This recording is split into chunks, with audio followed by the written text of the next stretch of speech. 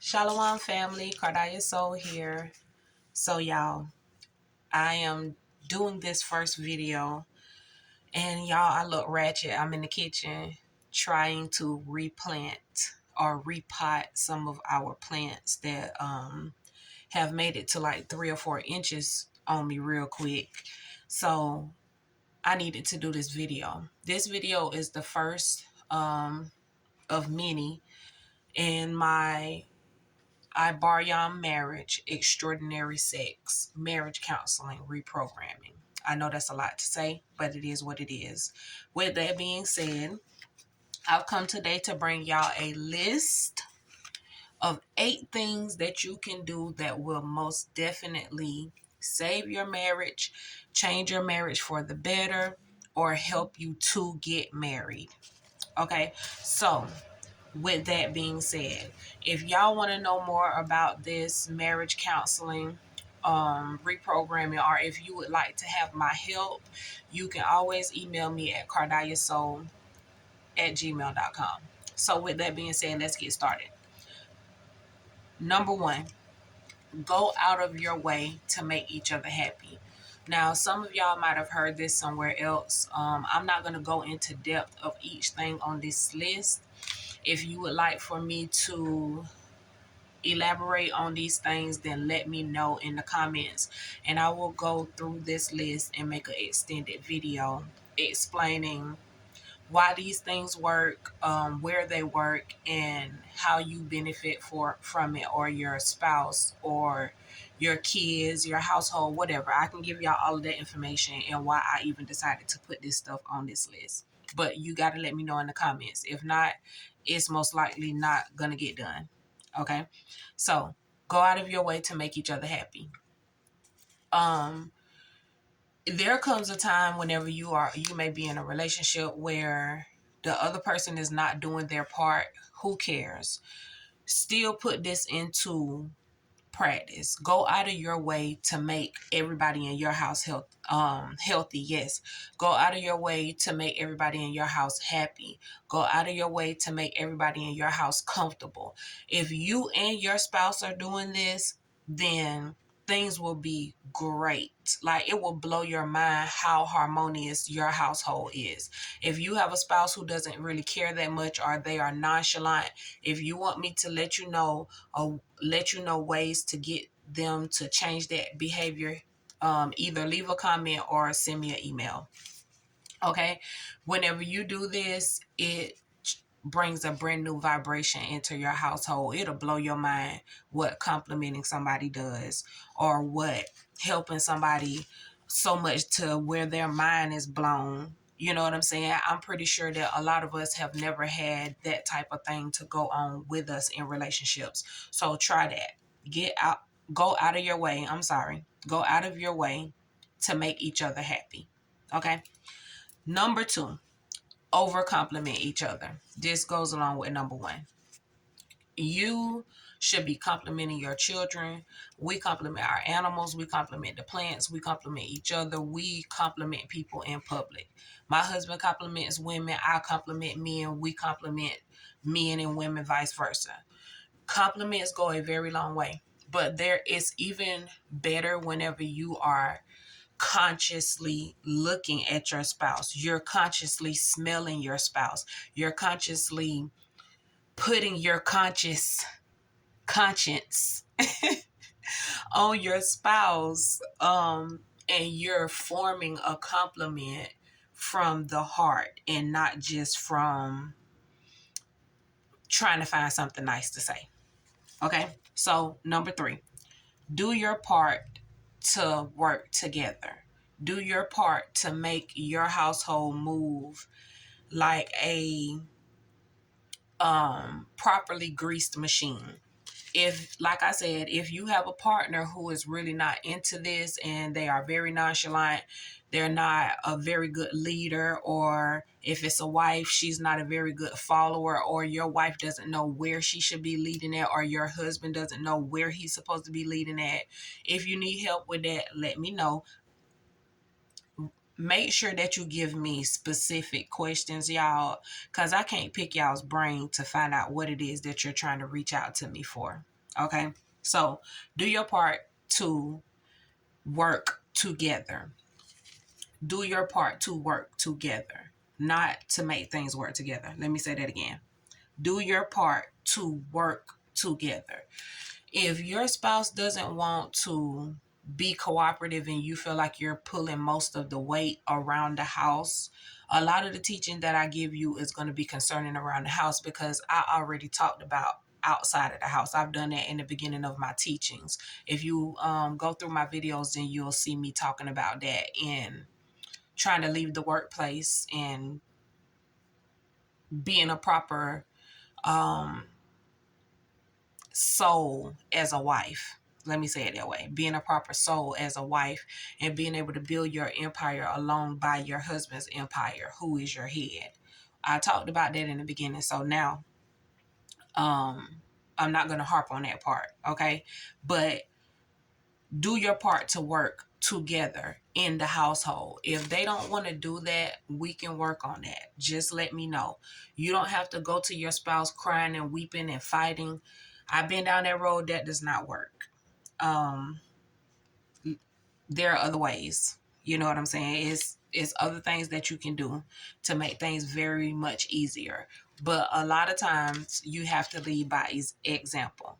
You have to let the children, the dog, the bird, your spouse know that you are leading by example. And whenever you do that, a lot of times they fall in line, even if it's temporary. You might get more of a on and off thing versus a I will not do it thing. Okay. So number 4 on the list is plan together. Whenever you sit down and plan together, and again, if you have a spouse who is incooperative, we can work on that. So that's not something for you to leave your marriage for. That's the reason why I keep throwing it out there. A lot of people are leaving their marriages for small things that are aggravations that we have let grow to huge things. Plan together. Suggest in a sweet way, if you're a woman, use your femininity to go to your husband and suggest that you write down a budget for something, maybe the groceries, or that y'all plan a birthday party that's coming up next. Y'all do it together. If you are a fiance and your marriage is around the corner or whatever, work together with your spouse to plan the wedding. It's not the woman's day. It's y'all's celebration before y'all, you know what I'm saying, of the joining of y'all and y'all's family. This is a celebration. This is not a bridezilla thing. This is not about we women. It is about us as one Adam, which is man. Okay? So plan things together. It will put y'all on the same page. It'll make the one who moves the slowest begin to get on point and be ready faster. It might open up conversations that need to be opened up. Plan things together. All right. Number 5, always try to get to know each other more. People change, y'all. We do not stay the same. A person might be the same person that they've always been, but a lot of things about us change, therefore changing us as a being. Always try to get in touch with who your spouse is in this season. A lot of us watch Tyler Perry's plays, and we heard whenever he said, you know, people get a divorce too early sometimes. You don't even know who the person is. You got to stick with them, and you'll see that in a few years down the line, they might be a better person. I think that's the way he put it, or something like that. Or it might have been vice versa. And I'm telling you, stick in there. Stick in there. You know what I'm saying? Get to know your person. Always ask them questions. Let them know that you're interested in them. Let them know that you're interested in their pain. Let them know that you're interested in their trauma. Let them know that you're interested in their dilemma of what they're going to wear to work tomorrow. Always Ask questions about them. Don't be overbearing, but do it a lot. I ask my husband questions about how he feels, even about things that I might not emotionally want to know the answer to right away, but it's about him. It's not about me. It's about me getting to the bottom of whatever may be eating my husband. You know what I'm saying? You have to get out of a selfish place. And also, we move to number 6, y'all. Number 6, ladies, men, husbands, wives, brothers, sisters. If you are a part of the Ibaryam community, I am talking to you. Get rid of your birth control. If you are using birth control and you are a married person, you are going totally against the Most High's will. And you are bringing rocky moments into your relationship. It's not your body, your choice, man or woman. The word says, man, your body don't belong to you, it belongs to your wife. And the Bible says, woman, your body belongs to your husband. Get rid of your birth control. You are bringing so many curses and things, like you're literally stopping birth from happening without the will of the Father. There are other ways for you to keep from getting pregnant, and I also teach that. Natural birth control. There are ways for you to keep from getting pregnant, but at the end of the day, we need to remember that you cannot get a soul unless the Most High gives it to you. So if the soul is there, there's a reason why. And also, thank you, Rawak. Ladies, if you still have the ability to get pregnant and you think that just because you're in your 40s that you cannot have children, or you don't want to have no children or whatever, and you are depriving your husband of another child, you are going against the will of the Most High. I just need to put that out there. As a wife, you are not meant to be barren unless the Most High makes you barren, or either if you and your husband decide to not have intercourse anymore. But you are not to be having sex and stopping yourself from having children because you, or whatever reason you emotionally have. Okay, that's not what you do. It's not, your husband may want children. Your husband could be going against the Father inside of his heart, and you getting pregnant could completely change his faith in God. It could bring him back to the Most High Yah. Or you could be, he could deep down want a son, and you have taken away that ability from him because you're saying, oh, I don't want to chase behind no more children. You are not an old woman just because you are in your 40s. Cut it out. And the same thing for you men with those vasectomies. You know, y'all need to look into the guidelines of why a woman or a man can leave you. If you go and get a vasectomy and you don't discuss that with your wife, that means that you're being a libertarian. You need to go and look what that is. There's not a lot of ways for you to get a divorce or reasons why it's acceptable for you to get a divorce, but being a libertarian is a part of the reason. All right. Moving on to number 7. Get rid of the gender roles. If you go and read in the Bible, it was not like that. It's so many of these Hebrew Israelite pastors out here who stay and leaders who steady saying a woman role, a woman role. Yes, we do have a lane. We do have roles that are specific to us, but that is not the way it is in the household. Not in everything. Let me say that. And I heard More Yoshiyahu say this one day. He did a message on it, and he was chastising the men because it's like men act like they can't do nothing but go to work and come home. They don't want to do nothing in their household. They don't want to rear no children. They don't want to do no gardening. They don't want to do no cleaning. They don't want to do no cooking. And until the Father changes the motion in y'all's ocean, which is your marriage and your household, you have to know as a woman or a man how to maneuver in a marriage that is dysfunctional, because a woman or a man who thinks that they supposed to go to work and provide and come home, you are not doing your role.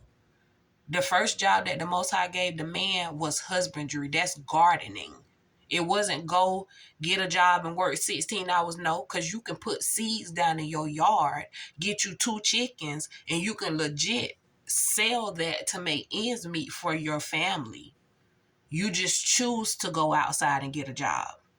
So we need to really think about and get our emotions and our feelings in check.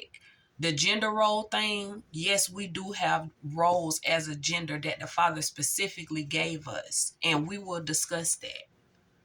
And I might I might miss some. You know what I'm saying? I'm not perfect, but I'm going to give you what the Most High has taught me. All right. Learn which gender roles you need to stick to and which ones you need to let go, because it is Europeanizing you. Okay. Or it has Europeanized you, your household, and your marriage, and it's wickedness. Wickedness means dysfunction. So you have dysfunction in your household. And the last one that we are going to have on this list, number 8, is discuss and set boundaries. The mistake that I made in the beginning of my relationship is I did not set certain boundaries that I needed to set. By the time my husband and I got married, I was at an age where I had boundaries that were set up for my sanity and for my safety. And not necessarily safety from murderous situations or harm, but safety from emotional things and mental things that could be brought upon me. Whenever I got to this point, there were certain things that I did not discuss with my husband whenever I got with him, and I needed to discuss those things with him, and I did not, and it made our relationship very hard in the beginning in certain aspects. So whenever it came down to time for me to discuss these things with him, I felt a little scared. Not that he was going to beat me up or something, but that it could mess up our relationship, or that we would end up arguing about it. And it did create certain arguments that were kind of bad. And I had to end up realizing that we come from 2 different backgrounds, 2 different environments. We're 2 different types of people, even though we are almost the same. If you understand, then you understand. If not, leave it in the comments and I will explain it to you in a video. Discuss and set boundaries, y'all.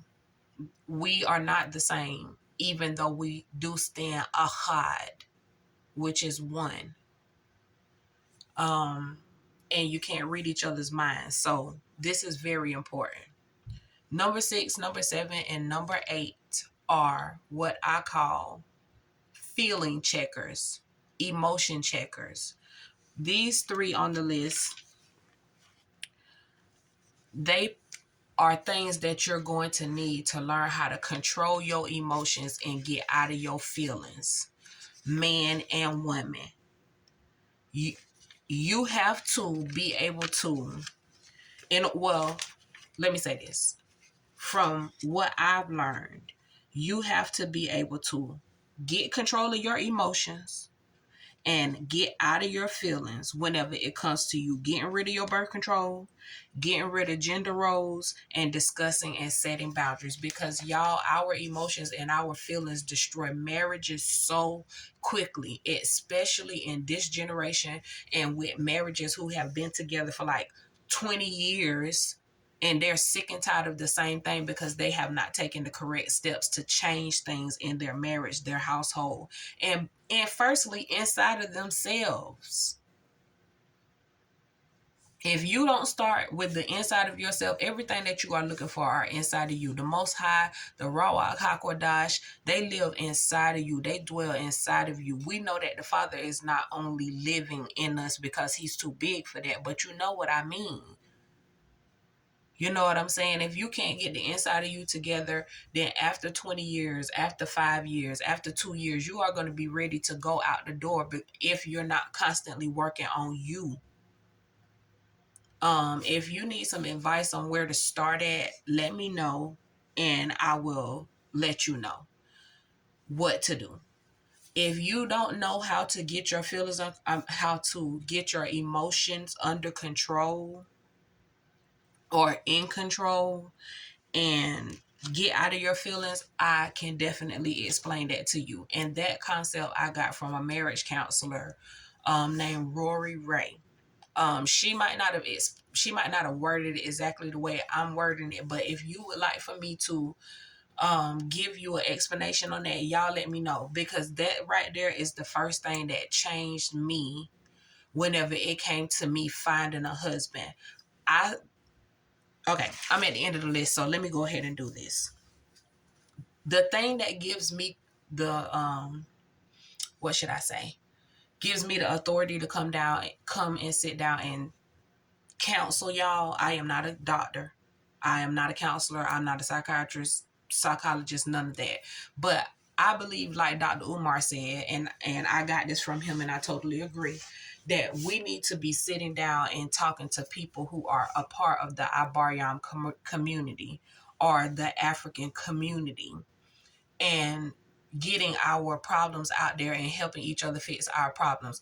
I started taking marriage counseling whenever I was 21 years old. It might have been whenever I was 19. I want to say it was 19, because I was messing up relationships, and my relationships was just bad even when I was not messing them up. People were just running all over me, and I was doing stupid stuff. They was doing stupid stuff, and it was just stressful. And I wanted to be married. I wanted to have children. I wanted to, be something and somebody that somebody cherished.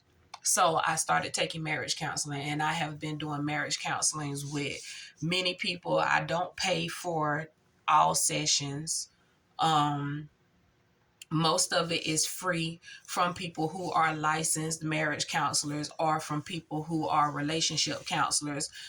They might only be certified. However, it doesn't matter for me. If their marriage is showing fruit of Yah, or y'all's blessing on a marriage after 50 years, after 30 years, after 15 years, after 5 years, after 60 years, whatever. I am seeking after that knowledge. So that's what I have been doing since I was 19 years old. And this is the information that you have in front of you. Most of what I will say to you is not only regurgitated or studied on from worldly sources, but also from the word. Most likely, I'm not going to bring you something that the Most High's word does not agree with.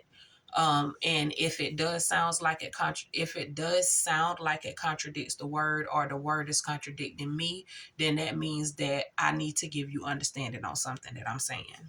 Okay, so my studies and me putting this into practice into my relationship landed me a husband, and we were married in less than 8 months, 6 months of us being together, of us being friends for I think a year and a half.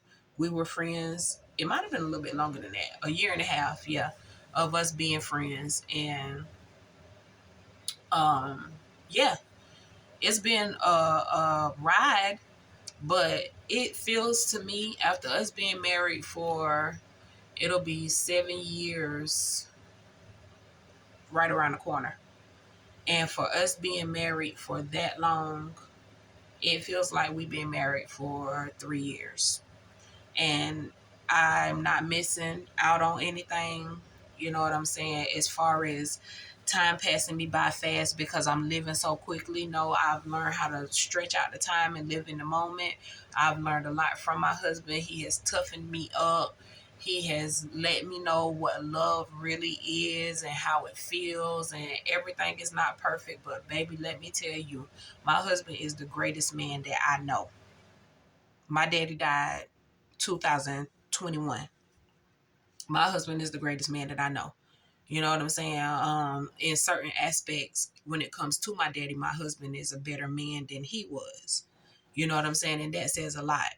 And I thank the Most High for that, because Yah is the one who writes the story, y'all. I'm about to end this video, but I need y'all to grasp onto this, write it down, and meditate on it. This will change your marriage. The ultimate, if you made it to this part of the video, sisters and brothers, then you are getting the ultimate thing that is on this list. that will change your marriage, that will save your marriage, and that will land you a spouse, brothers and sisters. And that tip is Yah writes the story. If you can wrap your head around the fact that you have been predestinated for whatever is going on in your life, nothing happens to you, it happens for you. If you can learn how to live in the moment and let what be, and realize that Yah has already written the story. But if you want to switch paths, then you need to contact the one who has written the story. Now, there are ways for you to do that. We won't discuss that right now. But wrap your head around Yah writes the story. Yah has written the story. Get in contact with the one who wrote the story. With that being said, Dawadah Rabbi sisters and brothers for joining me. I love y'all. Y'all, I had a rough night the other night. Y'all, I might tell y'all about it. I cried for about 2 hours. It was bad, y'all. I haven't felt heart pain like that in a little while. But to Yah be the glory, Basham, Yashawai, Hamashayak. And y'all, I am learning this ancient Hebrew, this ancient Ibarya. Y'all can come and join me here on YouTube. I'm going to be moving those Ibaryam teachings from my podcast to my YouTube channel and my website. So all the information is everywhere on this channel. Dawadah y'all for joining me. All praises to the Most High, and I will see y'all later. Shalawam.